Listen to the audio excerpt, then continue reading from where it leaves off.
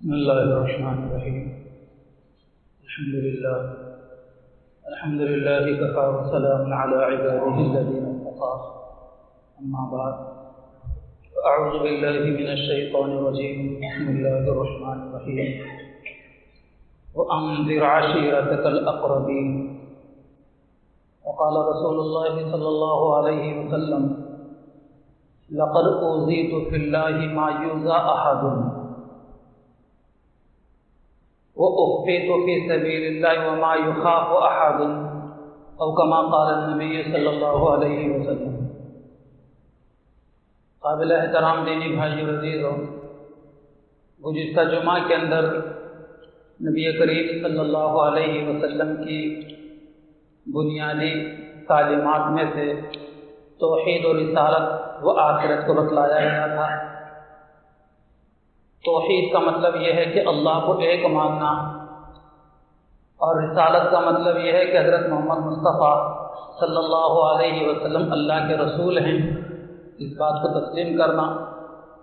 اور آخرت کا مطلب یہ ہے کہ قیامت کے دن پر ایمان لانا، کہ قیامت کا دن ضرور آنے والا ہے، جس دن نیکوکار لوگوں کو ان کے نیکیوں کا اور ان کے صالحیت کا بہترین بدلہ جنت اور جنت کی لازوال نعمتوں کی شکل میں دیا جائے گا، اور مجرموں اور نافرمانوں اور گناہگاروں کو ان کی گناہوں کی اور ان کے جرموں کی سزا جہنم اور جہنم کے خوفناک عذابات کی شکل میں دیا جائے گا. اللہ تعالیٰ ہر چھوٹے بڑے گناہ سے ہم سب کی پوری حفاظت فرمائے، اور اللہ پاک ہم سب کو شریعت و سنت کے مطابق زندگی گزارنے کی توفیق عطا فرمائے. نبی کریم صلی اللہ علیہ وسلم کو جب رسول بنایا گیا اور آپ کو منصب نبوت عطا کیا گیا، تو آپ علیہ السلام نے اس پیغام کے لیے سب سے پہلے خفیہ طور پر کام کرنا شروع کیا. اپنے قریب کے لوگوں کو بلانا، قریب کے لوگوں کو توحید رسالت و آخرت بتلانا. چنانچہ قریب کے لوگ اسلام میں داخل ہوتے چلے گئے، لیکن جیسے ہی دشمنوں کو پتہ چل جاتا تو وہ نبی کریم علیہ السلام کو بھی اور حضرات صحابہ کو بڑی ایذائیں و تکلیفیں دیا کرتے تھے، جس کی وجہ سے آپ علیہ السلام شہر مکہ میں یا حرم شریف میں عبادت کرنے کے بجائے مکہ سے دور گھاٹی میں دو پہاڑوں کے درمیان حضرت ارقم ابن ارقم کا مکان تھا، وہیں پر آپ علیہ السلام قیام فرمایا کرتے، اور وہیں پر لوگوں کو توحید و رسالت سمجھایا جاتا، اور وہیں پر آپ علیہ السلام لوگوں کی تربیت کیا کرتے، تعلیم دیا کرتے. گویا کہ دینی مرکز تعلیم و تربیت کی تربیت گاہ سب سے پہلی دار ارقم ہے. گویا کہ دینی مدرسہ کہیے سب سے پہلا دار ارقم، کہ وہیں پر آنے والوں کو اسلام بھی قبول کروایا جاتا اور وہیں پر ان کی تعلیم و تربیت بھی ہوا کرتی. حضرت عمر رضی اللہ تعالیٰ عنہ مسلمان ہونے کے بعد پھر حرم شریف میں عبادت کو نہیں لگی، لیکن ایذائیں و تکلیفیں اس قدر کہ الامان والحفیظ بہت زیادہ. حضور پاک علیہ السلام فرماتے ہیں: لقد اوذیت فی اللہ ما یؤذی احد. اللہ کے راستے میں اللہ کے دین کی خاطر مجھے اس قدر تکلیفیں دی گئی، اس قدر مجھے تکلیفیں دی گئی کہ میری تکلیفوں کی برابر کسی اور کی تکلیفیں نہیں ہیں. لقد اخفیت فی اللہ وما یخاف احدا.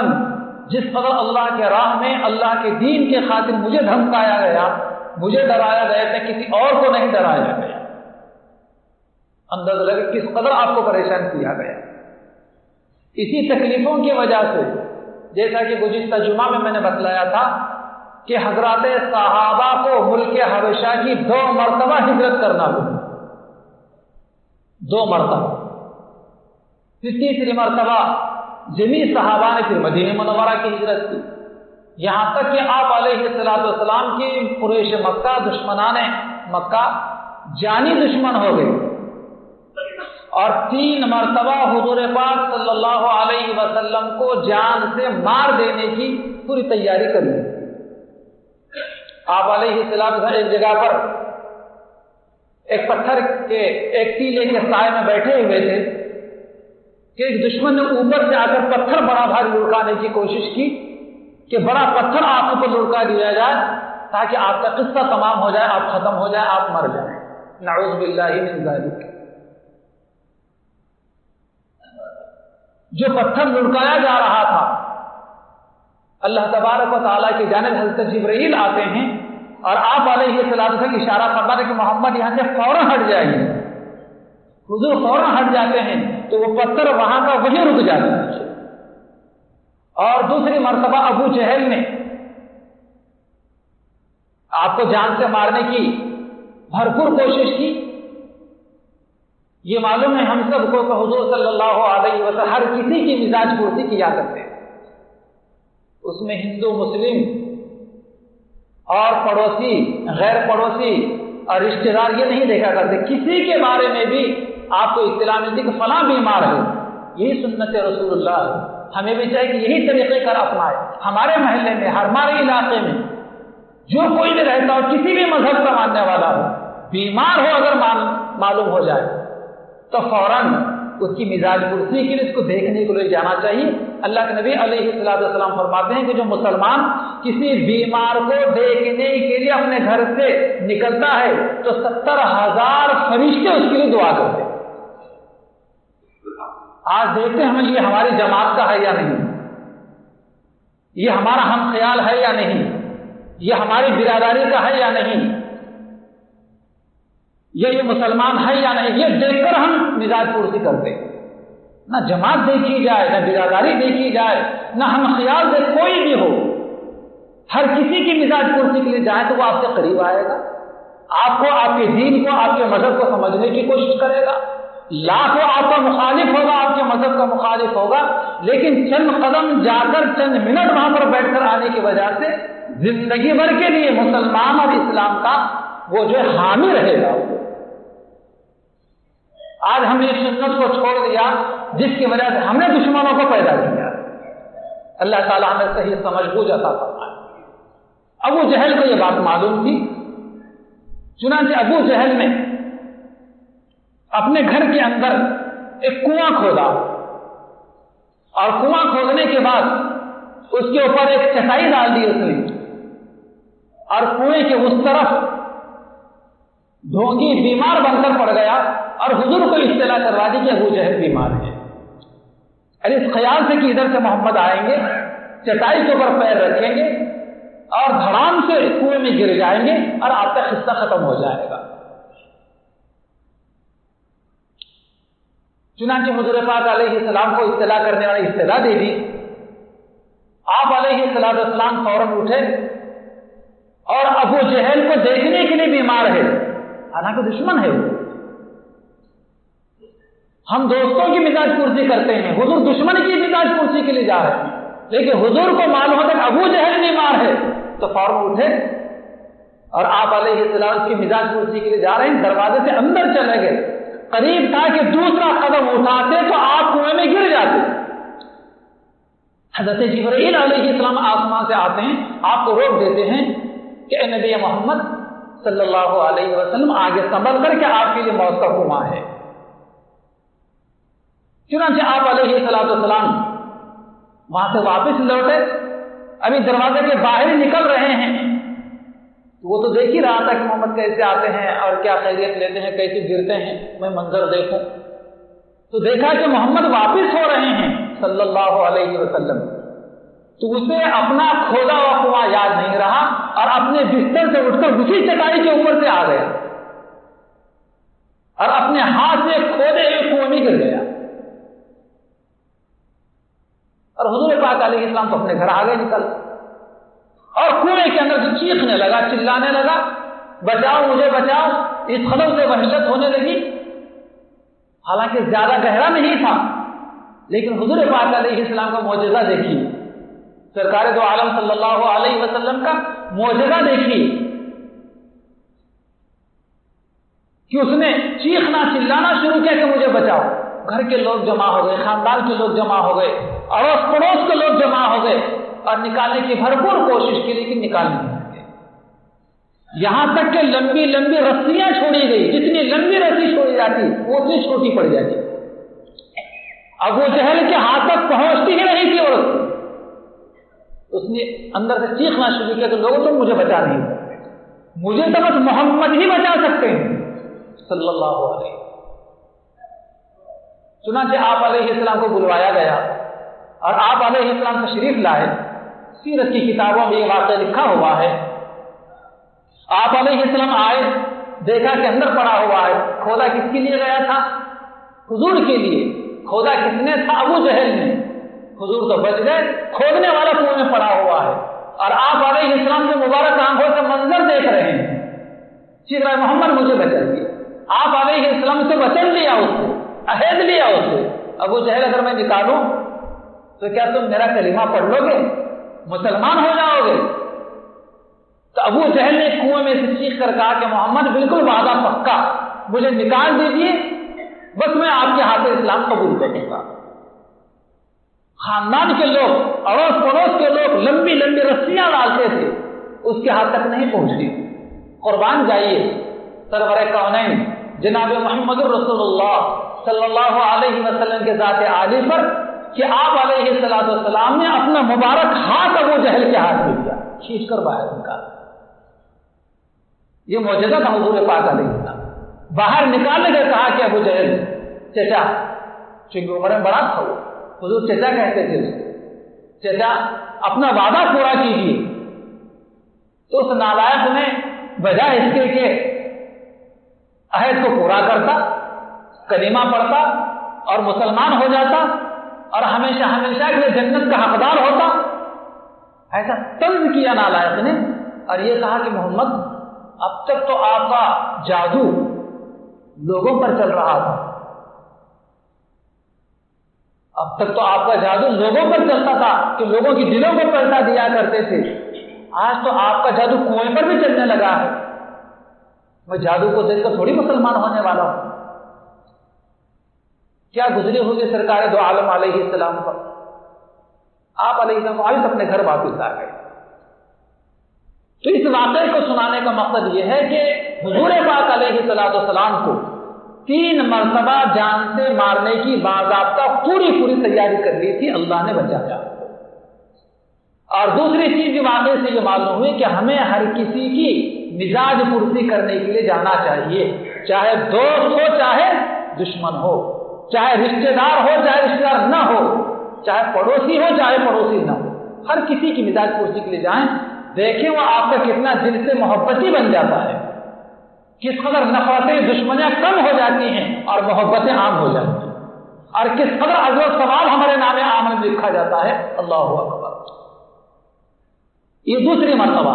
اور تیسری مرتبہ دار الندوہ مشورہ حال میٹنگ روم میں ایک مکہ مکرمہ کے اندر تھا، مکہ کے بڑے بڑے سردار وہاں پر جمع ہوئے اور پلاننگ کی گئی کہ کس طریقے سے محمد کو ختم کیا جائے اور جان سے مارا جائے۔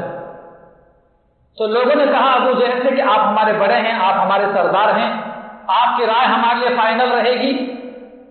چنانچہ ابو جہل نے جو رائے دی، فائنل رائے دی، جس کے مطابق فیصلہ سنایا گیا وہ یہ تھا کہ میری رائے اس وقت یہ ہے، جتنے قبیلے کے لوگ مکہ مکرمہ میں آباد ہیں، ہر قبیلے سے ایک نوجوان کو منتخب کیا جائے اور یہ سارے کے سارے نوجوان بیک وقت محمد پر حملہ کر دیں اور وہ ختم ہو جائیں گے، وہ شہید ہو جائیں گے، اور وہ ختم ہونے کے بعد ان کے خاندان کے لوگ تمام قبیلے کے لوگوں سے انتقام اور بدلہ نہیں لے سکیں گے۔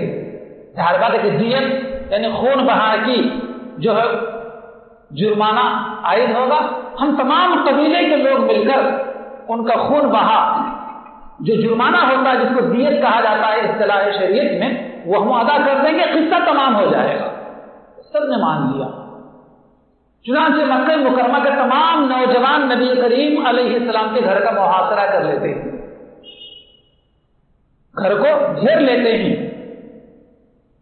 اور نبی کریم صلی اللہ علیہ وسلم کو اطلاع ہو جاتی ہے اور آپ علیہ السلام حضرت علی سے کہتے ہیں کہ علی یہ لوگوں کی امانتیں ہیں، یہ پیسے ہیں، یہ روپے ہیں، یہ سونا ہے، یہ چاندی ہے، یہ زیورات ہیں.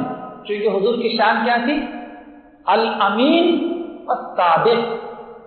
نہ کبھی آپ جھوٹ بولتے تھے اور نہ کبھی آپ نے کسی کے سامنے کوئی خیانت کا معاملہ کیا ہے. دشمن ہونے کے باوجود اپنی امانتیں حضور ہی کے پاس لا کر لوگ رکھا کرتے. اگر حضور لے کر چلے جاتے مدینہ منورہ تو کون پوچھنے والا تھا؟ لوگوں کی امانتیں، روپیہ پیسہ، زیورات، سونا چاندی اگر حضور لے کر چلے جاتے تو کون پوچھنے والا تھا؟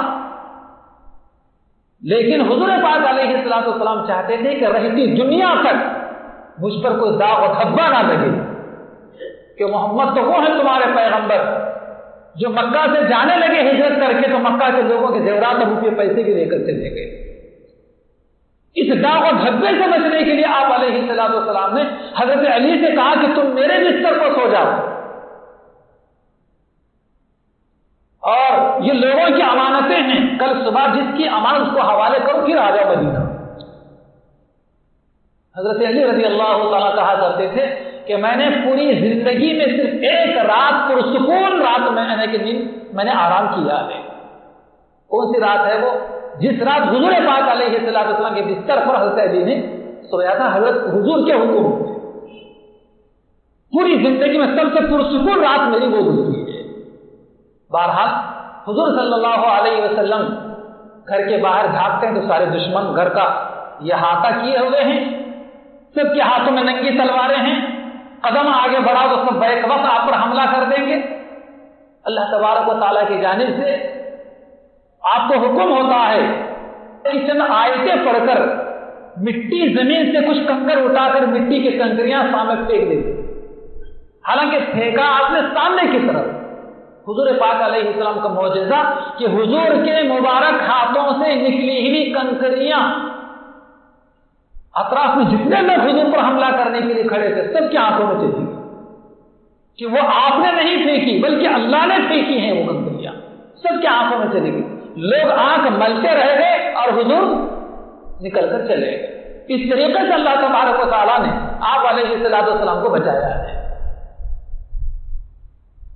اس قدر آپ علیہ السلام کو فی راہ اللہ میں دین کی خاطر، دین کی اشاعت کی خاطر، دین کی سربلندی کی خاطر، دین کی تبلیغ کی خاطر آپ کو ایذائیں دی گئی، تکلیفیں دی گئی. اسی طریقے سے حضرات صحابہ کو بھی اسی نتیجے میں 3 سال تک آپ علیہ السلام کا بائیکاٹ کیا گیا. 3 سال تک جنگل کے درختوں کے پتے کھا کر آپ نے اور آپ کے صحابہ نے زندگی گزاری تھی. اس قدر مجاہدہ حضرات صحابہ کا اور حضور پاک علیہ السلام کا. چنانچہ ابتدائی مراحل کے اندر ہی توحید و رسالت کے بعد سب سے پہلا حکم اگر اللہ تعالیٰ کی طرف سے کوئی آتا ہے تو حکم آتا ہے وضو اور نماز کا. احکامات تو بہت سارے ہیں، قرآن بھرا پڑا ہے اس سے. قرآن مجید کے 30 پارے بھرے پڑے ہیں، 6666 آیات ہیں. لیکن توحید و رسالت کے بعد سب سے پہلا حکم اگر کوئی آتا ہے آسمان سے اللہ تبارک و تعالیٰ کی طرف سے تو وضو اور نماز. اور نماز ایسا مبارک عمل ہے کہ کسی بھی پیغمبر کی شریعت اس سے خالی نہیں رہی. ہر پیغمبر کی شریعت میں نماز ہوتی ہے. چنانچہ ابتدائی زمانے ہی کے اندر، ابتدائی اسلام ہی کے اندر حضرت جبرائیل تشریف لاتے ہیں اور حضور پاک علیہ السلام کو سامنے کھڑے کر کے وضو کر کے بتلاتے ہیں کہ وضو کیسے کیا جاتا ہے. آج بے شمار لوگ وضو کرتے ہیں اور بعض تو اس طریقے سے وضو کرتے ہیں کہ وضو بھی نہیں ہوتا بیچاروں کا. برسوں سے وضو کر رہے ہیں لیکن وضو مکمل نہیں. وضو مکمل ہے تو نماز بھی نہیں مکمل نہیں. الوضوء مفتاح الصلاۃ کہ وضو نماز کی کنجی ہے. جب تک وضو صحیح طریقے سے نہیں ہوگا اس وقت تک نماز بھی نہیں ہوگی. وضو کو نماز کی کنجی کہا گیا ہے اور نماز کو جنت کی کنجی کہا گیا ہے. جنت کا تالا کھولنے کی نماز ضروری ہے اور نماز کے لیے وضو ضروری ہے. تو وضو کیسے کیا جاتا ہے؟ بعض لوگوں کو میں نے بھی دیکھا، اس لیے آگے بات میں کہہ رہا ہوں، وضو طریقے سے نہیں کرتے۔ وضو میں 4 فرائض ہیں، کم از کم درجے میں 4 فرض مکمل کر لیں۔ آداب اور زیادہ ہیں، پورے آداب کی رعایت کرتے وضو کر لیں تو بہت ہی نور علی نور، لیکن کم از کم فرض تو ہم ادا کریں کہ اپنے چہرے کو مکمل سر پیشانی کے بالوں سے لے کر ٹھوڑی کے نیچے تک، اس کان کی لو سے اس کان کی لو تک پورا مکمل چہرہ دھو لیں، فرض ہے۔ اتنے حصے میں سے اگر تھوڑا سر کا بھی حصہ سوکھا رہ گیا تو آپ کا وضو نہیں ہوا۔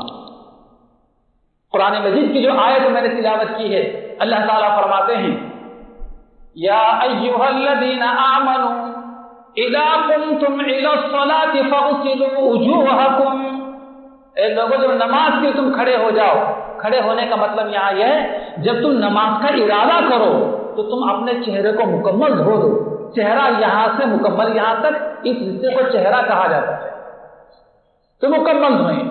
وَأَيْدِيَكُمْ إِلَى الْمَرَافِقِ، اور اپنے دونوں ہاتھوں کو دھوئیں کوہنی تک، بعض وقت یہیں تک دھوتے، یہیں تک دھوتے، کوہنیوں کے اوپر تک کوہنی دھونے میں شامل ہے تو ہی وضو ہوگا۔ اگر کسی کی کوہنی اگر سوکھی رہی تو نہ وضو نہیں ہوا، وضو نہیں تو نماز نہیں۔ دوسرا فرض کوہنیوں تک ہاتھ دھونا، اور تیسرا فرض یہ ہے کہ سر کا مسح کرنا، سر کا، یہ دونوں ہاتھ کی ہتھیلیاں آپ کے بالوں کو لگتی ہوئی پیچھے چلی جائے،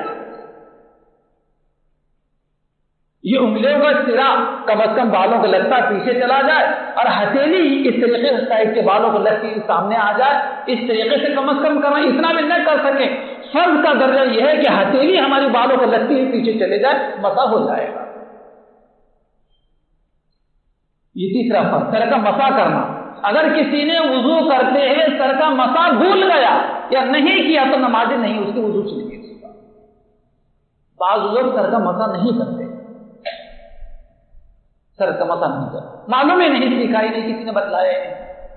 اور چوتھا فرض یہ ہے کہ اپنے دونوں پیروں کو ٹخنوں سمیت دھونا، پنڈلی کے تھوڑا نیچے تک، دونوں پیر مکمل طور پر، کہیں انگلیوں کے بیچ میں بھی جگہ اگر سوکھی رہ گئی تو بھی وضو نہیں ہوا۔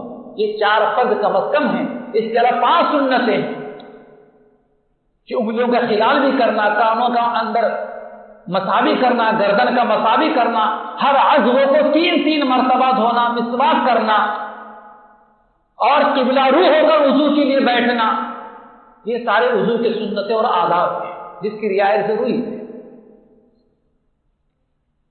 کہ سب سے پہلے حضرت جبرائیل علیہ السلام نے حضور کو وضو کر کے بتلایا، پھر آپ علیہ السلام وضو فرمایا، اور سب سے پہلے انسانی تاریخ میں اگر کسی نے وضو کیا ہے حضور کے بعد تو وہ خاتون ہیں جن کو حضور پاک علیہ السلام کی بیوی ہونے کا شرف حاصل ہے، حضرت خدیجہ کبریٰ رضی اللہ تعالیٰ، انہوں نے سب سے پہلے وضو کیا ہے انسان۔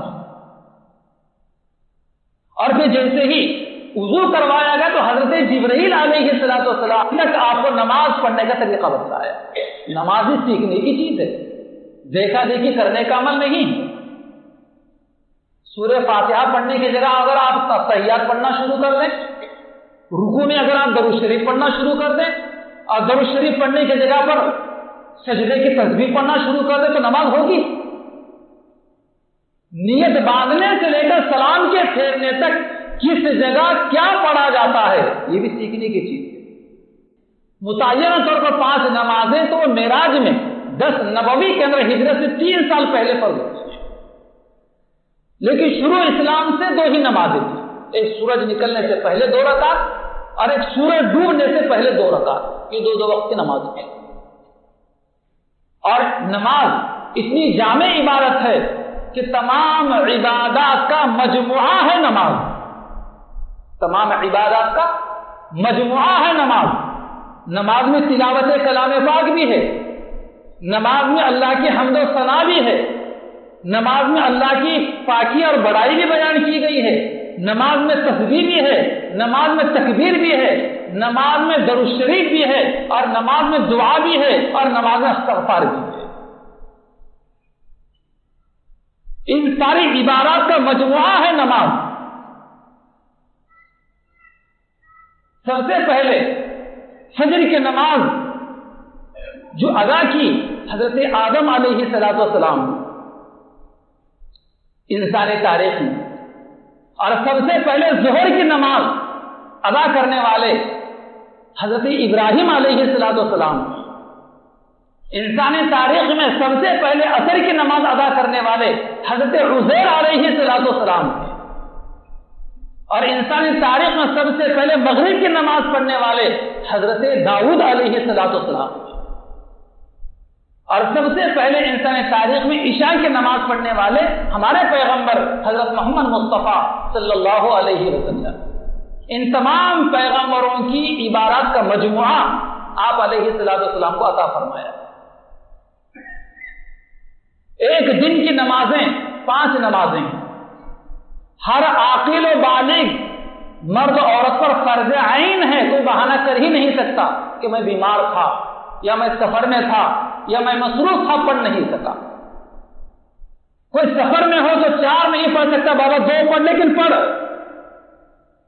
مسافر کے لیے قصر ہے، اس لیے 2 رکعت پڑھنا ہے اسے، لیکن پڑھنا ہے ضرور، چھوڑ نہیں سکتا، بہانہ نہیں کر سکتا کہ میں سفر میں۔ کوئی بیمار تھا تو بہانہ نہیں کر سکتا میں بیمار تھا، کھڑے نہیں ہو سکتا، بیٹھ کر نہیں پڑھ سکتا، لیٹ کر پڑھ۔ وضو نہیں کر سکتا، ٹھیک ہے، مت پانی کو ہاتھ لگا، تیمم کر کے نماز پڑھ، لیکن پڑھ۔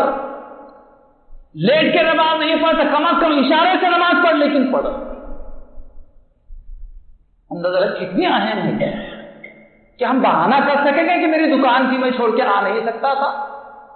کیا ہم اللہ تعالیٰ کا بہانہ کر سکیں گے کہ میں مصروف تھا، میں ملازم تھا، میں نوکر تھا، یا میں گتےدار دار تھا، میں مزدور تھا؟ کوئی بہانہ نہیں کر سکتا۔ اللہ تبارک و تعالیٰ کی پکڑ سے قیامت کے دن بچ نہیں سکتا۔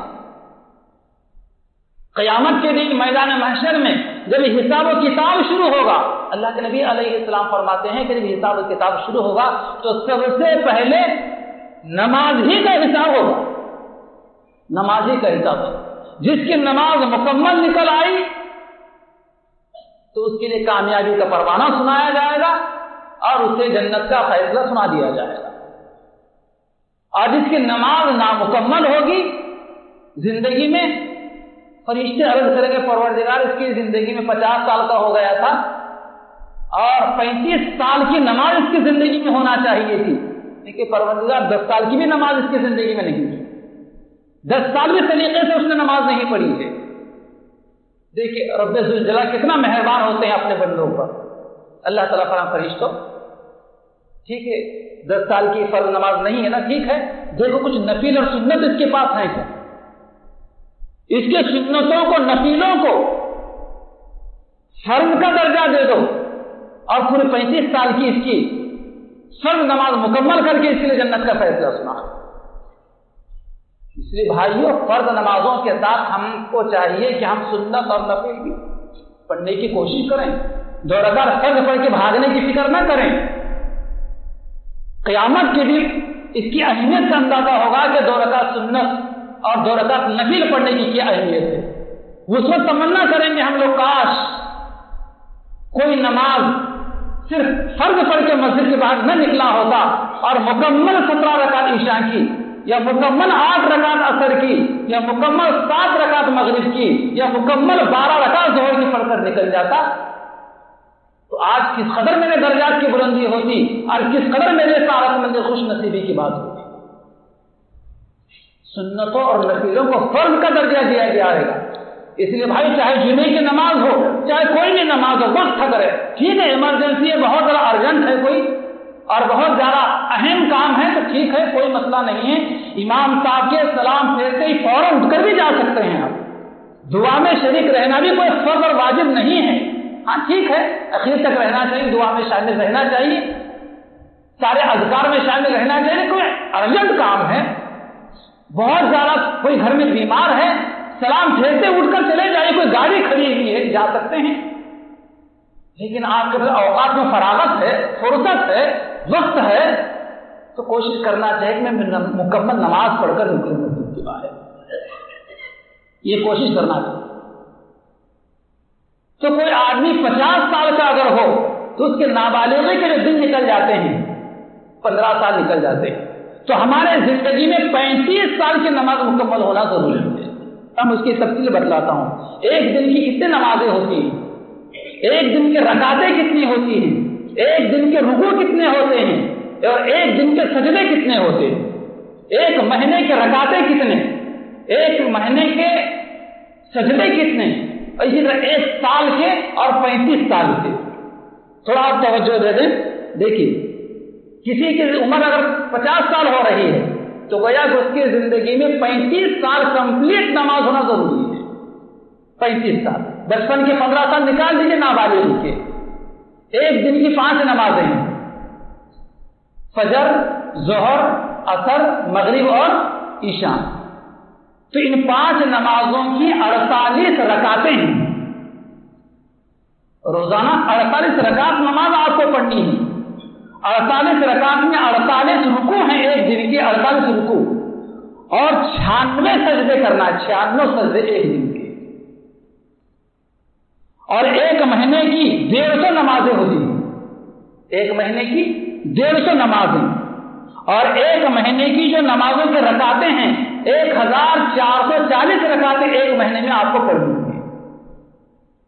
اور ایک مہینے کے رکوع جو ہیں 150, اور ایک مہینے کے سجدے جو ہیں 2880 سجدے ایک مہینے میں کرنے ہیں. 2880 سجدے. اور ایک سال میں 1800 نمازیں ہمیں پڑھنی ہیں. ایک سال میں 1800 نمازیں پڑھنی ہیں. اور ایک سال کی جو رکعتیں ہوتی ہیں وہ 17280 رکعتیں ہوتی ہیں. ایک سال میں 17280 رکعت نماز ہمیں پڑھنی چاہیے. اور ایک سال میں جو ہمارا رکوع ہونا چاہیے وہی 1800. اور ایک سال میں جو سجدے ہمارے ہونے چاہیے وہ 35560 سجدے ہونا چاہیے. 35 سال میں ہماری جو نمازیں ہونا چاہیے 63000 نمازیں ہونی چاہیے. اور اس حساب سے جس کسی خوش نصیب بندے کی نماز ہوگی یہ قیامت کے دن پہلے مرحلے میں جنت میں داخل ہونے والا ہوگا. اللہ تعالیٰ سے دعا ہے کہ اللہ تعالیٰ ہمیں اور ہمارے گھر والوں کو بھی, ہمارے متعلقین کو بھی, سبھی کو پابندی کے ساتھ, اہتمام کے ساتھ, خشوع و خضوع کے ساتھ نماز پڑھنے کی توفیق عطا فرمائے. آمین. وآخر دعوانا ان الحمد للہ رب العالمین.